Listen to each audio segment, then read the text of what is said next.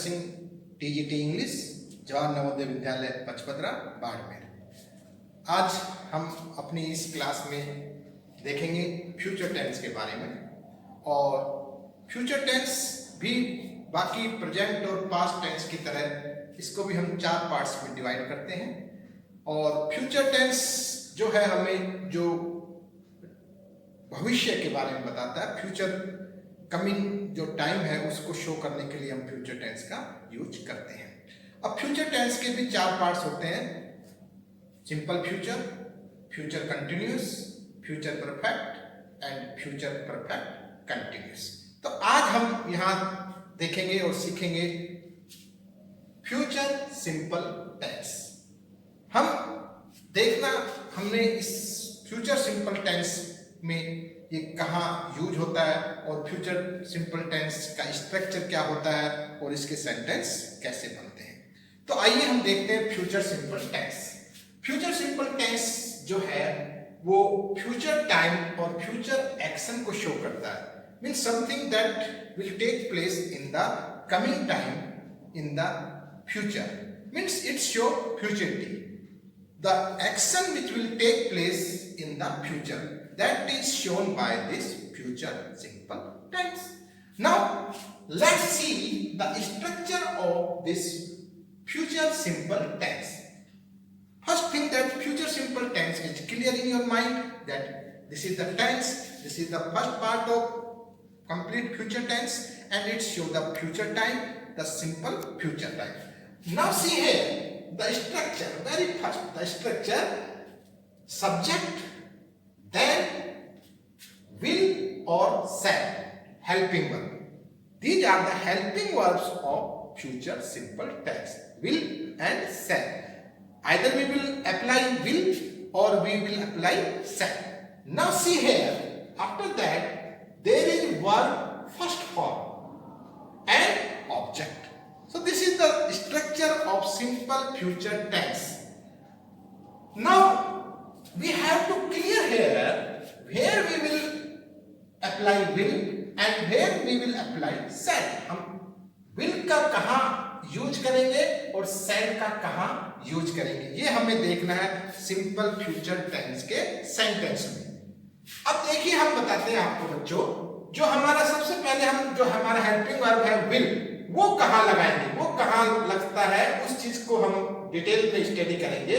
जो विल हमारा जो हेल्पिंग वर्ब है वो थर्ड पर्सन के साथ, सेकंड पर्सन के साथ और सिंगुलर नाउन्स के साथ विल हेल्पिंग वर्ब लगाया जाएगा और उसे हमें लगाना पड़ेगा। ये हमें ध्यान रखना है। अब हम देखते हैं कि हमारा थर्ड पर्सन जैसे हमारे ही, सी, इट, इनके साथ हम विल का प्रयोग करेंगे। उसके बाद जैसे हमारा सिंगुलर नाउन्स है, जैसे वो हमारे नेम ऑफ पर्सन्स हैं, प्लेस और थिंग्स सिंगुलर, उनके साथ भी हम विल का यूज करेंगे। जैसे Sita, Ram, table, child and teacher, ये हमारे सिंगुलर नाउन्स हैं। वहां इनके साथ भी हम सेंटेंस में विल जो हेल्पिंग वर्ब है वो लगाएंगे। अब हमारा दूसरा हेल्पिंग वर्ब जो है फ्यूचर सिंपल टेंस का वो शैल है। अब हम देखते हैं कि हम शैल कहां लगाएंगे, शैल कौन से सब्जेक्ट के साथ लगेगा। जब हमारा सब्जेक्ट फर्स्ट पर्सन या प्लूरल नाउन होगा तब हम उसके साथ शैल का प्रयोग करेंगे। जैसे फर्स्ट पर्सन हमारा है आई, वी, दे, और प्लूरल नाउन्स हमारे हैं जैसे children, students, teachers, tables, chairs, all these are plural nouns. So with this first person and plural nouns we will apply the helping verb shall. तो देखा, हमने सीखा कि जब हमारा स्ट्रक्चर जो है हमारा फ्यूचर सिंपल टेंस का वो हमारा है सब्जेक्ट और उसके साथ हमें विल और शैल हेल्पिंग वर्ब लगाना है। तो सबसे पहले हमें सब्जेक्ट को देखना कि भाई सब्जेक्ट है क्या। सब्जेक्ट हमारा थर्ड पर्सन है तो हम विल लगा देंगे। सब्जेक्ट हमारा सेकंड पर्सन है यू, तो हम विल लगा देंगे। सब्जेक्ट हमारा सिंगुलर नाउन है राम श्याम, तो हम विल हेल्पिंग वर्ब से इसका सेंटेंस में प्रयोग करेंगे। और उसके बाद तो फर्स्ट फॉर्म वर्ब की और ऑब्जेक्ट एज यूजुअल लिख देंगे। अब वही बात हमारा, जैसे सब्जेक्ट हमारा अगर फर्स्ट पर्सन है और प्लूरल नाउन्स है तो हम आई, वी, दे, और ये प्लूरल नाउन्स इस तरह से चिल्ड्रन और स्टूडेंट्स इन अगर हमारे सब्जेक्ट में है तो हम हमारा जो हेल्पिंग वर्ब है shall वो यूज करेंगे। Now let's see some sentences. We can clear it by seeing some sentences here. I shall go to Delhi. Now see here, this I, the subject I is here. It is the first person. It is the first person. First person के साथ हमने simple future tense में helping verb shall लगाया। I shall go to Delhi. First form of the verb. Simple. Now see here. Again the subject is we. First person का plural है ये, तो वहां भी हमने हेल्पिंग वर्ब shall लगाया। We shall play football. First form of the verb helping verb shall, क्योंकि ये we है। अब हमारा थर्ड पर्सन है सब्जेक्ट ही, तो देखिए थर्ड पर्सन के साथ हमने विल का प्रयोग किया, ही विल हेल्प यू। और लास्ट जो हमारा सेंटेंस है Naresh, name of the person, singular noun है name of the person, then उसके साथ भी हमने विल यूज किया। Naresh will catch evening train. So in this way we can frame many sentences of simple future tense by applying this structure and keeping in mind where to use will and where to use shall. अब हम देखते हैं बच्चों, हमने future simple tense का जो structure देखा था वो था हमारा अफर्मेटिव सेंटेंस का। अब वहीं हम उसका नेगेटिव सेंटेंस का स्ट्रक्चर और देखते हैं कि जो नेगेटिव सेंटेंसेज होते हैं उनमें फ्यूचर सिंपल टेंस का स्ट्रक्चर क्या रहता है। तो देखिए सब वही चीज होगी। सबसे पहले सब्जेक्ट हमारा आएगा और सब्जेक्ट के बाद विल नॉट या शैल नॉट। नेगेटिव होता है तो जो हेल्पिंग वर्ब विल और शैल है उन्हीं के साथ हम नोट लगाते हैं। हमने ये दूसरे टेंस में भी देखा है, वहां भी यहां भी इसी तरीके से यही चीज लागू होती है, विल नॉट और शैल नॉट। फिर वर्ब की फर्स्ट फॉर्म और उसके बाद ऑब्जेक्ट। तो ये हमारा नेगेटिव का स्ट्रक्चर हो जाता है फ्यूचर सिंपल टेंस का। अब हम फ्यूचर सिंपल टेंस का ही इंटरोगेटिव का स्ट्रक्चर देखते हैं। इंटरोगेटिव का स्ट्रक्चर कुछ इस प्रकार हो जाता है। पहले जो हमारे हेल्पिंग वर्ब है विल और शैल, वो सेंटेंस के शुरुआत में आ जाते हैं। विल और शैल हम पहले रख देंगे। उसके बाद हमारा सब्जेक्ट आएगा।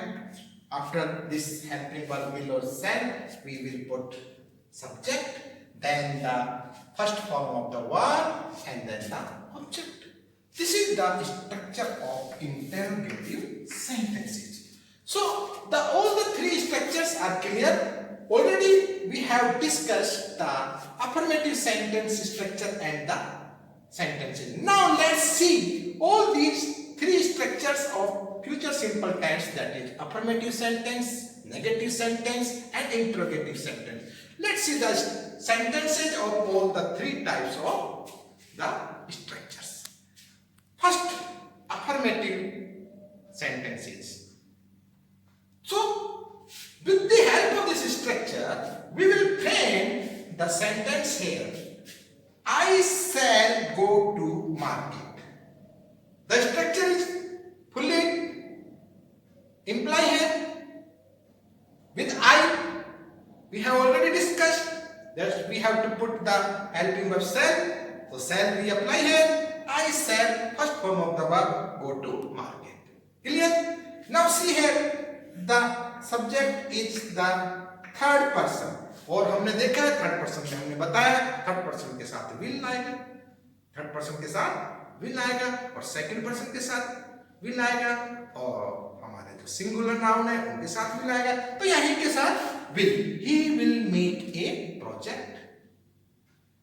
Now the next sentence here, it is the name of a person, singular noun, so we will apply will helping verb. Ravi will take a walk. So these are the sentences of affirmative of future simple tense by following this structure. Now, coming to the next structure, that is the negative sentences structure. Now in this negative sentence structure, जैसा कि हमने देखा है will के साथ not, shall के साथ not, तो हमने इसी सेंटेंस का नेगेटिव बनाने की कोशिश करते हैं. I shall go to market, तो हम shall के बाद not लगा देंगे, तो हमारा सेंटेंस हो जाएगा I shall not go to market. This is clear. After will or shall we will apply not. He will not make a project. Negative structure and negative sentence. Ravi will. Now we have to put here not. Ravi will not take a book. Negative sentence. So see here, these affirmative sentence, we can say if we want to convert the affirmative sentence in negative. अगर हम future simple tense के affirmative sentence को negative में हमें बनाना हो तो हम कैसे बनाएंगे? तो हम यहाँ इस टेबल के माध्यम से देख सकते हैं, सीख सकते हैं. shall के बाद not, will के बाद not और यहाँ will के बाद not लगाकर हम negative sentence बना सकते हैं. अब आइए हम देखते हैं हमारा जो तीसरा स्ट्रक्चर है वो इंटरोगेटिव सेंटेंस. अब इंटरोगेटिव सेंटेंस का स्ट्रक्चर हमने यहां देखा. हम पहले विल और उसके बाद शैल, विल और शैल और फिर सब्जेक्ट, फिर वर्ब की फर्स्ट फॉर्म और फिर ऑब्जेक्ट. यानी कि ये दोनों जो हमारे फ्यूचर टेंस के जो हेल्पिंग वर्ब है विल या शैल, वो उनमें से वो पहले आ जाते हैं. और वो किस हिसाब से पहले आएंगे? सब्जेक्ट के हिसाब से पहले आएंगे. वो आपको पता ही है. सेकंड पर्सन, थर्ड पर्सन, उनके साथ विल, फर्स्ट पर्सन के साथ शैल. तो अब हम जैसे इन सेंटेंस को, अफर्मेटिव सेंटेंस को ही हम इंटरोगेटिव में कन्वर्ट करते हैं. जैसे आई शैल गो टू मार्केट, तो देखिए स्ट्रक्चर के हिसाब से पहले क्या आ जाएगा? शैल, शैल, फिर subject, subject, shall I go to market. तो इस तरह से हमने एक अफर्मेटिव सेंटेंस को इंटरोगेटिव सेंटेंस में बदल दिया. अगला सेंटेंस देखते हैं. He will make a project. अब देखिए स्ट्रक्चर के हिसाब से will पहले आ जाएगा. Will he make a project? Interrogative. Now the third, Ravi will take a book. फिर will पहले आ जाएगा. Will Ravi take a book? तो इस तरह से देखिए हमारे तीनों स्ट्रक्चर्स के सेंटेंस हमने यहाँ बनाए और स्ट्रक्चर के अकॉर्डिंग उनको हमने फ्रेम कर दिया और हम आपस में इनको कन्वर्ट कर सकते हैं, बदल सकते हैं. तो इस तरह देखो बच्चों, हमने आज हमारा जो फ्यूचर सिंपल टेंस है वो फ्यूचर सिंपल टेंस क्या होता है और वो क्या शो करता है और उसके तीनों तरह के स्ट्रक्चर्स के सेंटेंस हमने देखे, समझे और हमें ये चीज क्लियर हुई कि फ्यूचर सिंपल टेंस के स्ट्रक्चर्स और उनके सेंटेंस कैसे हम बना सकते हैं. चलिए बच्चों, आज अब हम देखते हैं फ्यूचर सिंपल टेंस के यूज. हम सिंपल फ्यूचर टेंस कहाँ यूज कर सकते हैं और सिंपल फ्यूचर टेंस क्या शो करता है. देखिए सबसे पहले हम देखते हैं जो हमारा सिंपल फ्यूचर टेंस है वो यूज होता है to express actions to take place in future. इसका इंपॉर्टेंट यूज है इसका. To express actions to take place in the future means in future time some actions will take place, that is shown by the future simple tense. For example, I shall read this book, I shall read this book, or I shall go to my house, or the teacher will teach us English in the next period. For example, for some future action we use this future simple tense like this. Now the next use of this future simple tense is to express natural habitual actions in future.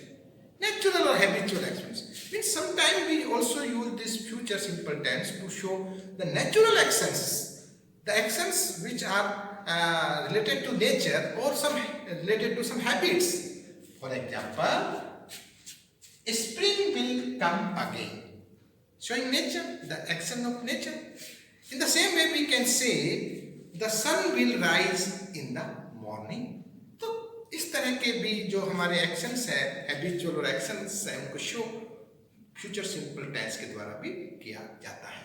अब अगला हम देखते हैं हमारा to express offer an invitation. Sometimes we offer, we give some offer or invitation, then we also use this simple future tense. For example, shall I bring a cup of coffee for you? Means you are giving some offer to someone. Shall I give you a flower?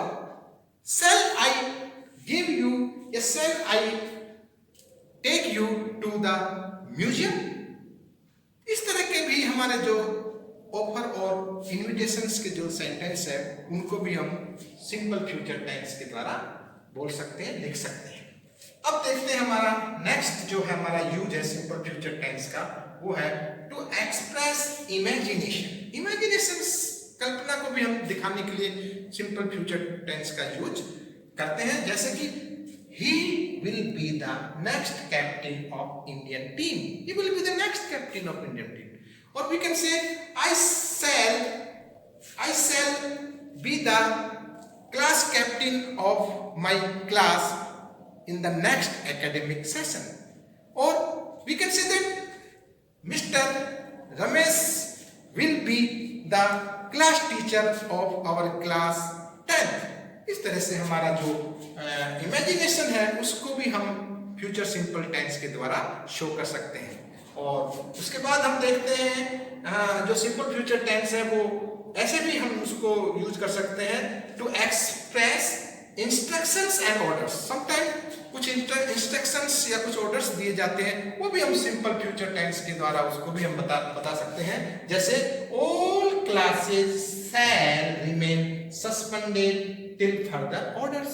Means the classes will be suspended till further order. In this way, same we can say that all the students shall attend the evening lecture at 6 p.m. Or we can say all the students will assembled in the hockey ground.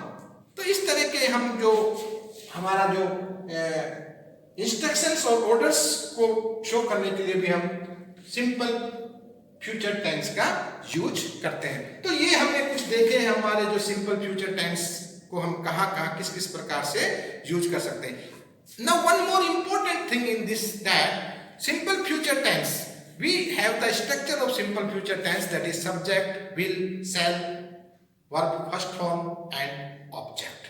Simple future tense दूसरे tense के द्वारा भी बताया जा सकता है। जैसे हम ये कहना चाहते हैं कि मैं एक सेंटेंस आपके बोलता हूं जो कि प्रेजेंट कंटिन्यूअस टेंस का है। I am going to Bombay next week. I am going to Bombay next week. ये जो सेंटेंस है ये स्ट्रक्चर के अकॉर्डिंग ये प्रेजेंट कंटिन्यूअस का है। I am going to Bombay next week, लेकिन ये कौन से टाइम को शो कर रहा है? फ्यूचर टाइम को शो कर रहा है, फ्यूचर सिंपल टेंस को शो कर रहा है ये। इसी तरह हम गोइंग टू के द्वारा भी हम सिंपल फ्यूचर टेंस को शो कर सकते हैं। जैसे मैं कहता हूं I am going to write a letter to the principal.